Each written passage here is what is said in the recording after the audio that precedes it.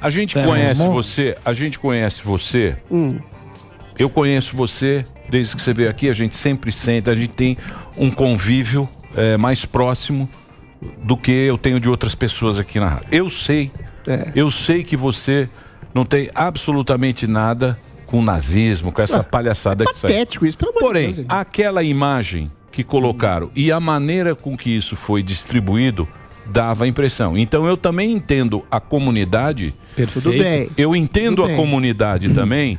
Eu sou obrigado a entender também quem não te conhece e quem associou aquilo que fizeram com você. Eu não sei de onde partiu aquilo.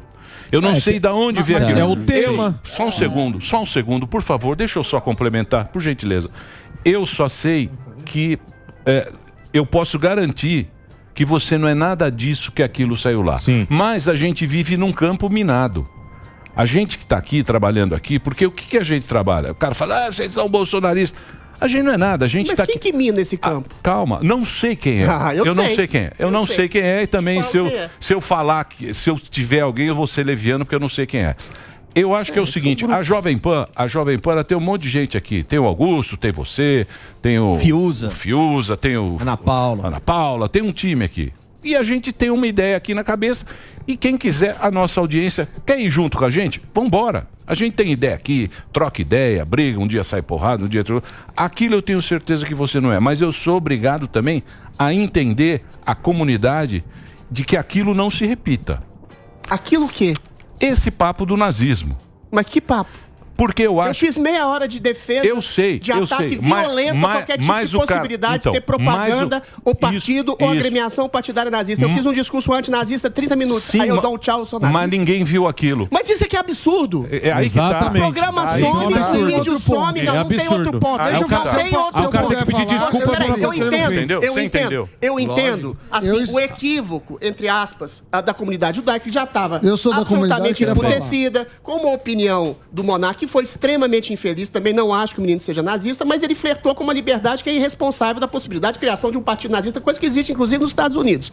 Eu acho errado os Estados Unidos, inclusive. Eu acho que você não pode flertar com a liberdade de criar uma agremiação política que quer matar um povo. Mas, eventualmente, quando você fala assim, eu entendo a comunidade. Agora, eu entendo o equívoco da comunidade, eu entendo o equívoco de pessoas que acharam que aquilo era um gesto nazista. O que eu não entendo é a lógica do cancelamento, que não só te crucifica, te massacra, sem nenhum tipo de julgamento. Alguém viu o programa eu falando mal do nazismo? Alguém viu os 2 vídeos que mostram 50 vezes eu dando tchau da mesmíssima forma? Exato. Ou seja, eu fui linchado sem nenhuma possibilidade de resposta, de defesa e de julgamento.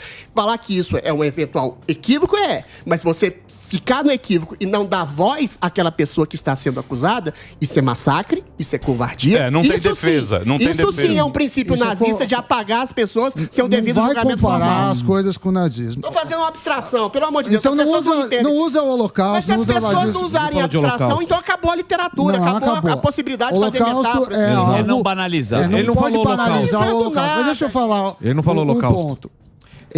Eu achei injusto, não acho que você seja nazista, sou contra o seu cancelamento, vários outros. O Monark falou uma coisa pesada, falou uma besteira, mas não acho que deveria ser cancelado. Agora, uma coisa, no meu entendimento, como comunidade judaica, não sou representante, não sou nada, mas o que eu sinto. O Holocausto, morreram 6 milhões de judeus. Você citou naquela... Eu vi seu vídeo. Tá bom. Você citou o comunismo, que morreram não sei quantos outros milhões. Tá bom. 100 milhões. Aí é um assunto sério, é um assunto triste. Eu tenho parentes que morreram na guerra. O Zuckerman também tem. Você não acaba... Não acho que deveria se demitir, nada disso. Mas você não acaba um assunto sério fazendo assim... Eu não fiz isso. Eu tava sério. Você não estava sério, você fica sorrindo. Então, quando o assunto é sério, você não faz sorriso. Não justifica o cancelamento. Isso é só a percepção. Não precisa se justificar. Quem quer lá, já viu a imagem. O que eu tô falando é a minha percepção do que eu acho que deveria. Não acho que você deveria ter sofrido qualquer cancelamento, nem nada. Só que eu acho que quando o assunto é sério e sensível, a gente não pode nem ficar sorrindo, porque mas eu não mesmo mas você sorriu. Eu sorri depois da interpelação do William Travassos. Ok, mas um sorriso pode ser entendido mas quando aí o assunto é difícil. Você entender alguma coisa ao ponto de dizer que o cara é nazista. Eu não acho que você é nazista. Eu não falei que você é nazista. Eu não falei que você é nazista. Não, o que eu tô te falando é o aqui dentro da rádio eu falei, eu não acho. Em momento algum, naquele naquele debate que eu acho sério, concordo com você, eu dei nenhum tipo de sorriso. Eu estava num debate extremamente aguerrido que eu comparava o comunismo e o nazismo e eu dizia que os dois deveriam ser criminalizados. O nazismo, realmente, ele pressupõe a exterminação de um povo de maneira escancarada. O comunismo, por ser um sistema autocrático, e se você não entrar dentro desse sistema autocrático, você é massacrado enquanto indivíduo. Isso gerou o genocídio de 100 milhões de pessoas. Não estou querendo comparar uma coisa... Deixa eu falar. Não estou querendo comparar uma coisa a outra. No momento em que o William chega para mim e fala, surreal isso, eu nunca entendi, depois ele me falou isso, que aquilo poderia ser a avaliação dele, que era um gesto nazista de brincadeira. Eu achei que ele estava se referindo à discussão de comparação, que foi muito aguerrida, entre o comunismo e o nazismo que eu tive com o Schelp naquele momento. Então, eu sorri depois do surreal do William. Eu não sorri durante a discussão. Eu fiz um tchau, volto a dizer, um tchau que eu dei 50 mil vezes. Deixa eu falar. O que interessa é o seguinte, que a gente conhece, a gente sabe que não foi aquilo, você caiu numa casca de barro. Alguém fez alguma maldade. Não é alguém, Sim. são alguém. Não, isso eu não sei quem é. Isso eu não sei quem é, porque é um campo minado. E o cara, quando quiser te ferrar, ele vai te ferrar de alguma maneira. O grupo é o seguinte, o grupo é um pessoal de esquerda, um grupo progressista, a gente está no ano de eleição, e eles querem calar vozes que não se adaptem a esse tipo de ideopatia, a esse tipo de ideologia que subliminarmente comanda o departamento de marketing, comanda a escola de comunicação, comanda a maioria da grande mídia, comanda boa parte da política, comanda o judiciário. Então a gente está num terreno minado exatamente por uma ditadura subliminar. A despeito de ter eleito um presidente conservador, a gente tem uma cultura progressista que praticamente comanda o país. E aí, quando essa cultura comanda de maneira ditatorial, ela enxerga em mim,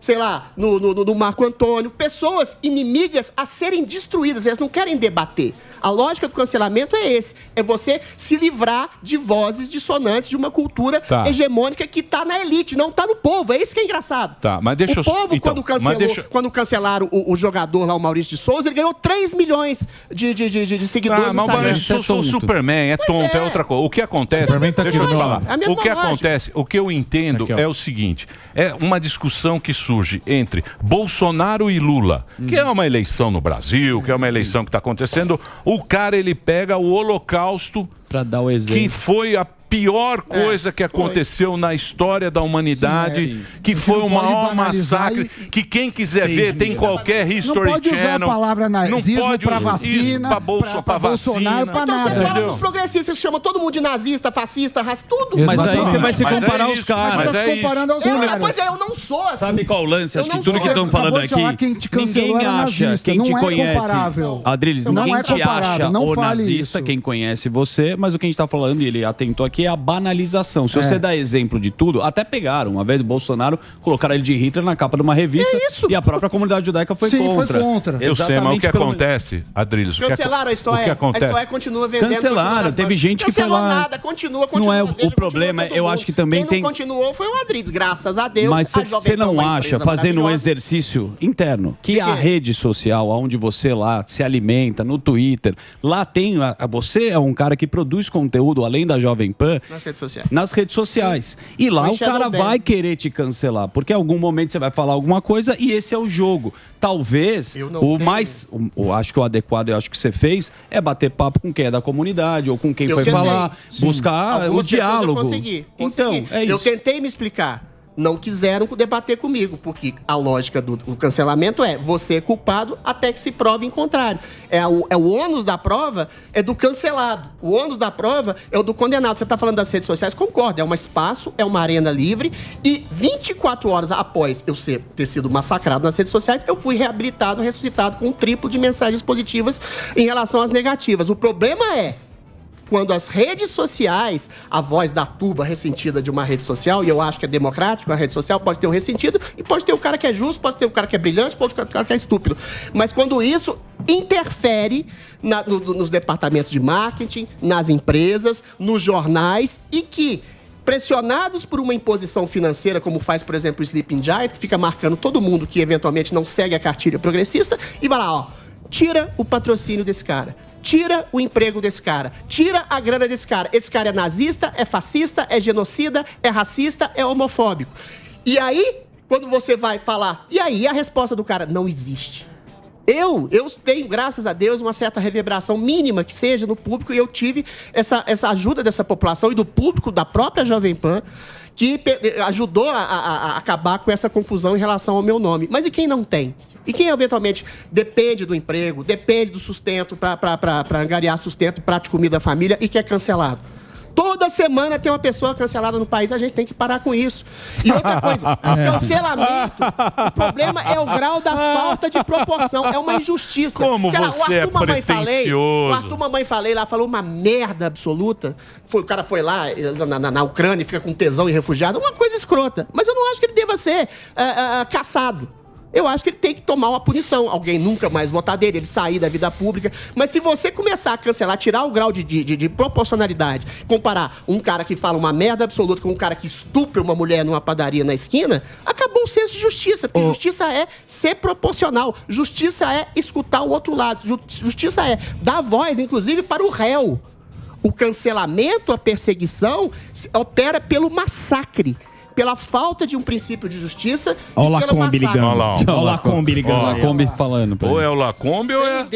Ou é RH falando assim, não, pode ir embora. Arrependemos. O RH... Arrependendo, falando pode ir embora, arrependi.